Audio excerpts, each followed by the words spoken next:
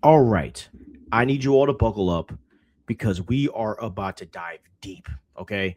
Today, we're breaking down one of the wildest MCU theories I've ever heard so far. And it's what if Steve Rogers didn't just retire in another timeline, but what if he's living on the same Earth as the Fantastic Four with Peggy Carter and their child? And what if this wasn't just simple time travel, but a multiversal relocation? It's your boy CB Hayes. We're about to dive deep into this. I've been waiting to talk about this all day. I have so many ideas that I just want to share, and I have to get them out there because, this is the game. So let's dive into this. We may have misunderstood Endgame. At the end of Avengers Endgame, Steve returns the Infinity Stones and doesn't come back. And we're told he lived his life with Peggy. And most fans, like myself, assumed that he went back to the late 1940s or the early 1950s and just stayed there. But here's the problem with that. That explanation doesn't actually line up cleanly with the rules the MCU established because in Endgame, Bruce Banner makes it very clear. You cannot change your past. So if you go back and stay, you create a branched timeline. That means if Steve went back to 1949 and stayed with Peggy, he didn't merge into the sacred timeline. He created another timeline. But here's where things get interesting. Timelines and Earths are not the same thing. So the MCU has quietly clarified something important through Loki. A timeline is a branch of one universe. A Earth is an entirely separate universe within the multiverse. Prime example: Earth 616 is the main MCU, where we saw the Illuminati and Doctor Strange and the Multiverse of Madness. That's not a branch timeline. That is another Earth. That's Earth 838. So different cosmic realities. So if the Fantastic Four are on a different Earth than the MCU's main one, then Steve being there is not timeline travel, it's multiversal travel. And that's a completely different level of movement, which means someone had to send Steve Rogers there. Now, I have a few theories. Let's go to theory one, that Steve was somehow intercepted. So let's assume Steve does exactly what we saw. He returns the stones, he closes the branches, mission complete. But instead of coming back, he's intercepted, not by the TVA and not by accident. He's approached by an entity that understands the multiverse. Because remember, by this point, Steve has proven he is incorruptible. He resisted Hydra, he resisted the stones, he resisted Thanos. He is the most morally stable being in the MCU. That kind of person is a universal constant. And in a collapsing multiverse, a constant is a weapon. Theory two, the Kang anchor, right? Kang exists outside of linear time. So if Steve was moving through the quantum realm, returning the stones, Kang would absolutely be aware of him. What if Kang saw a inevitable collapse, an incursion, and needed an anchor? A moral constant placed on a specific Earth to stabilize events. So he offers Steve a life with Peggy on another Earth, not in the 1940s, but in a different universe's 1970s.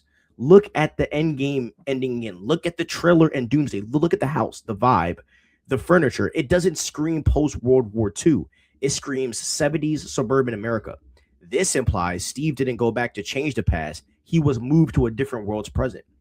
Also, think about Doctor Doom. Let's get deeper here. What if this connects to Doctor Doom? Rumors suggest Doom may be involved in a cosmic accident that creates the Fantastic Four. Imagine if Doctor Doom identifies Steve as a multiversal anomaly. In the Multiverse of Madness, we learned that an incursion happens when someone stays in a universe where they don't belong. So if Steve is living on the Fantastic Four Earth, he is a walking incursion trigger. So did Doom intentionally plant him there to destabilize that reality? Using Captain America as a multiversal domino is honestly terrifyingly brilliant. Another theory, right?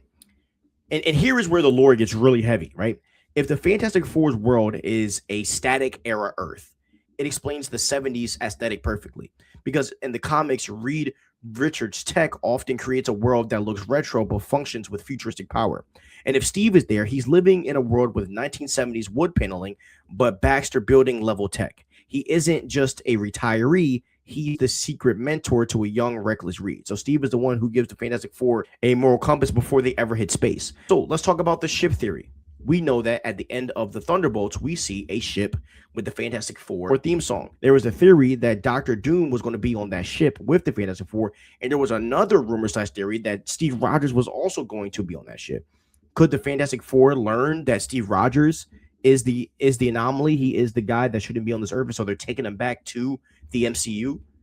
And when they end up taking them back to the MCU, they end up realizing that the multiverse is collapsing. And right now, Doom is their enemy, but he's just trying to he's trying to save their Earth, quote unquote. Or could Doctor Doom have even seen the future, and so he went to get Steve to bring everybody together to annihilate them? There's a lot of situations going on, which is very, very interesting. But there are even bigger stakes at play here. The child.